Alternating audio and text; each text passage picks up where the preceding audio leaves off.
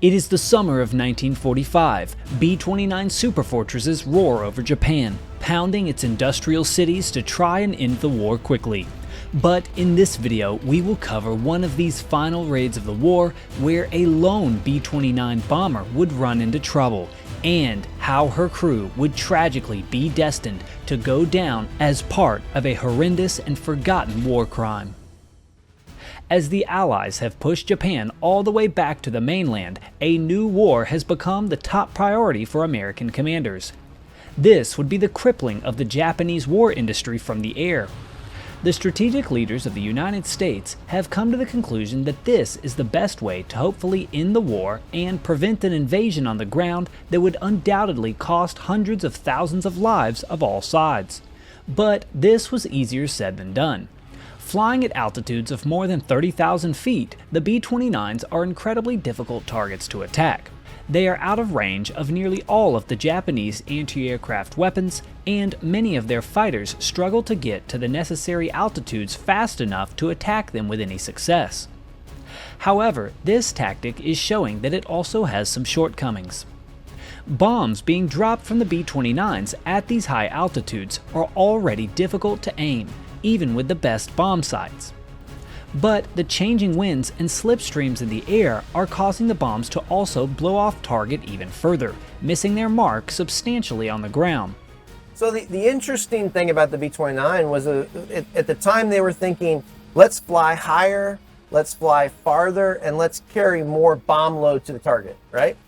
Well, the interesting thing is they learned a lot about the jet stream, which it has to do with these currents of air up high in the atmosphere and how fast the jet stream is. I mean, we're talking over 100 miles an hour.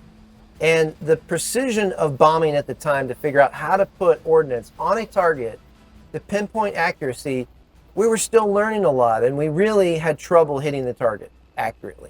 So at the time, it's my understanding that Curtis LeMay came in and said, this isn't going to work. This high altitude bombing is not going to work. We've got to go in and we've got to do low altitude incendiary bombing to literally bring the Japanese people to their knees and win this war. In addition, American commanders have also recently learned that the bombing of industrial buildings alone is likely not going to cripple the Japanese like they had hoped. This is because Japan in 1945 was unlike any of the other adversaries that they had faced thus far, in that much of their production was in the hands of civilians, and primarily even in their homes. You know, the interesting thing about the Japanese culture compared to, say, Western culture in terms of industrialization of building aircraft, we in America and in Europe, for that matter, had the approach of building factories where things could be produced for war effort. The Japanese culture, totally different, right? So in houses, literally, the Japanese people would be producing small parts. And those parts would go to other houses where they would produce assemblies, and those assemblies would go to other locations where they'd build aircraft. And so where you could typically go in during a war effort and say, we're going to, with pinpoint accuracy, bomb this factory on this day, the Japanese culture had a totally different approach to industrialization for war effort. So the reality was, I think at the time, that the Americans knew in the leadership that the way to win the war was going to be to stop industrialization production of war materials. And the only way they could do that would be literally to go into the cities of Japan and do low altitude incendiary firebombing. Appropriately, the commanders of the Army Air Force adjusted their strategy, and now the B-29s would be bombing at night, targeting heavily populated areas of these cities with incendiary bombs to inflame the mostly wooden buildings below. And while this could make them slightly more vulnerable to Japanese defenses, it was obviously the best strategic option for the B-29s. So, in the spring and summer of 1945, many crews of the superfortresses began to shift to nighttime bombing. One of the brave young crew members who participated in this effort was a man by the name of Frederick Allen Stearns. At the age of just 19, he was assigned to serve as a tail gunner on board of one of the brand new B-29 superfortresses.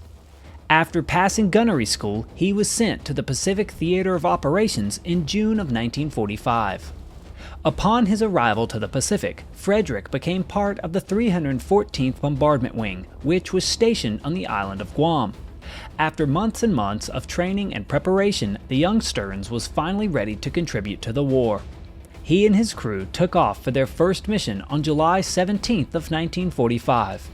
This introduction to combat was relatively quiet, and he and his bomber, B-29 serial number 42-94098, made it back without any problem.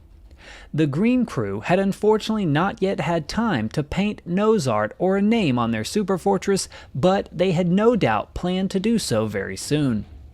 In the next week, Frederick Stearns' B-29 took part in 2 more raids over mainland Japan, and again, these would be fairly normal missions with little trouble. On July 27th, however, the 314th Bombardment Wing would take off for one more mission, and this one would not go quite so well for Stearns and his crew. The target for this raid was the Japanese port city of Omuta. This was one of the smaller cities, and the defenses were expected to be light, as there were very few anti-aircraft emplacements on this port. A total of 130 B-29s took off and formed up for the mission. The flight took a few hours and everything went on as normal, but as the formation neared the coast, another group of aircraft were spotted in the sky from the glow of their exhaust, Japanese night fighters.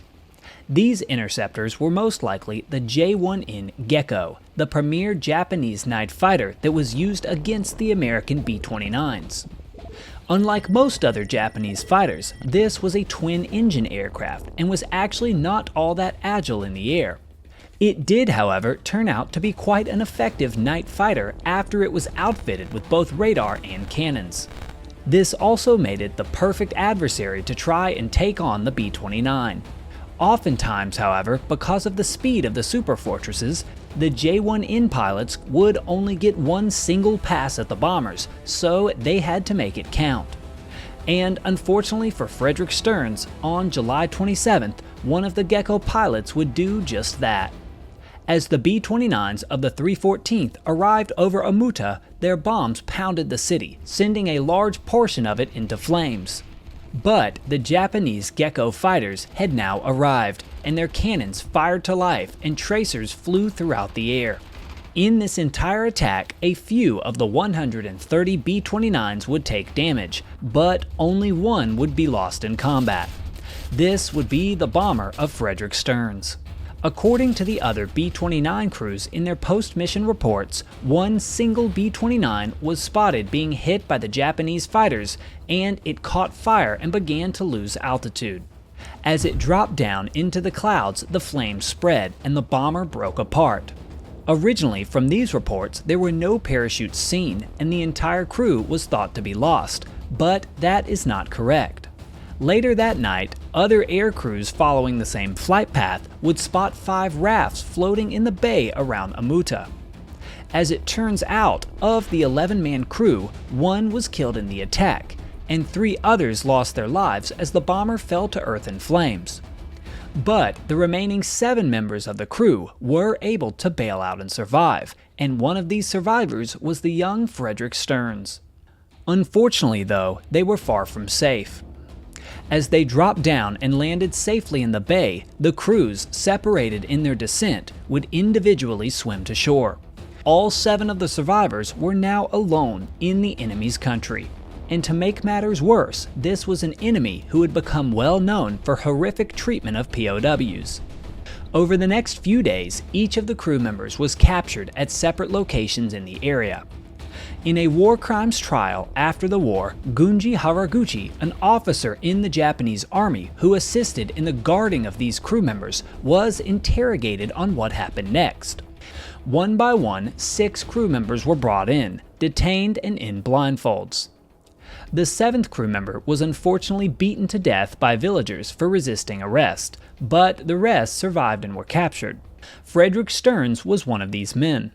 Sometime in the next week of their captivity, they were moved to a new location and joined 19 other downed American flyers that were currently being held by the Japanese. Just a few days later, though, an earth-changing event took place on August 6th. The the first atomic bomb was dropped on Hiroshima by B-29 Enola Gay. This was a devastating event for the Japanese, and while many were still reeling from the news, another bomb was dropped, this time on Nagasaki on August 9th. In response to this news, the infuriated Japanese officers decided that they had to take revenge for this attack, and so they decided to kill 8 of the American POWs. Despite some reservations from the soldiers that carried out the execution, 8 of the 25 American captive aviators were killed by beheading. Following this blatant war crime, on August 15th, the Emperor of Japan announced a surrender message to all Japanese forces. This was unwelcome news to the officers, who now feared that their illegal executions would be discovered. It was then decided that they needed to try and cover up the murders, so the remaining 17 POWs were ordered to be killed. Later that day, on August 15th, the remaining 17 American aviators were taken outside and also beheaded. It is not known which Americans were killed in what execution, but what we do know is that Frederick Stearns, along with 16 other American heroes, were illegally executed by Japanese sword on August 10th or the 15th of 1945.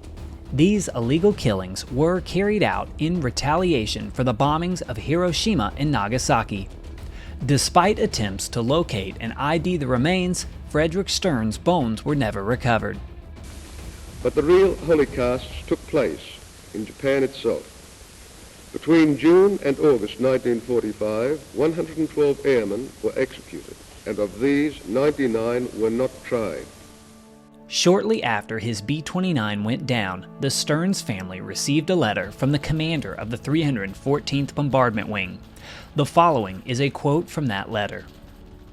If, in the end, we learn that it has cost us your son's life to win back freedom and peace, then through our tears, let us take pride in his noble sacrifice, and let us to use and to preserve that peace and freedom, that he and all of his heroic comrades may not have given their lives in vain. Signed, Colonel Carl Story, on behalf of Major General Edward Witzel, Adjutant General of the Army, August 31st, 1945. In the years following World War II, the Japanese officers and soldiers responsible for the murders were brought to a war trial. Of the 35 brought in front of the court, 8 were granted severance or acquitted, 15 were given various prison sentences of 2 to 40 years, and 5 received life sentences. The 7 remaining received death sentences, but perhaps owing to the politics of occupied Japan, were later commuted to life in prison. In time, all the sentences were commuted. After the reduced sentences, the last Japanese prisoners involved in this execution were released by December 31st of 1958. Thanks to the Commemorative Air Force for helping to provide some of the commentary for this video. Comment what you think of this story and please consider subscribing.